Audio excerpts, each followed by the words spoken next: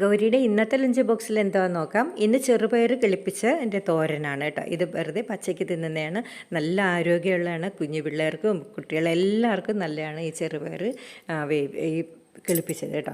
അപ്പോൾ അത് കിളിപ്പിച്ചത് കുറച്ചെടുത്തു. പിന്നെ തേങ്ങ, മുളക് പൊടി, മഞ്ഞൾപ്പൊടി, പിന്നെ ഉപ്പ്, പിന്നെ ഉഴുന്നുപരിപ്പും കടുകും കൂടെ മൂത്തതിന് ശേഷം ഈ ചെറുപയറും തേങ്ങയും എല്ലാം കൂടെ മിക്സ് ചെയ്ത് അങ്ങോട്ട് ഇടാം. എന്നിട്ട് ചെറിയ തീയിലൊന്ന് വെറുതെ ഒന്ന് ഒരു 1-2 മിനിറ്റ് ഒന്ന് വേവിച്ചെടുത്താൽ മതി കേട്ടോ. ഇത് പച്ചയ്ക്ക് തിന്നുന്നതാണ്. പിന്നെ തോരൻ വെച്ചാൽ നല്ല അടിപൊളിയാണ്. ഇതുപോലെ തന്നെ ഉലുവ ഇട്ട് വെക്കാറുണ്ട്. ഉലുവയും ചെറുപയറും ഇതേപോലെ തന്നെ ഇട്ട് വെക്കാറുണ്ട് കേട്ടോ.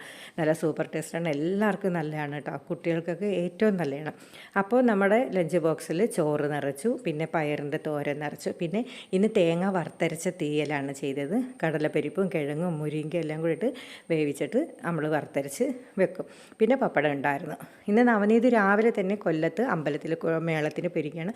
പിന്നെ തേജ് ഗ്രൗണ്ടിലോട്ടും പോയിരിക്കുകയാണ് കേട്ടോ.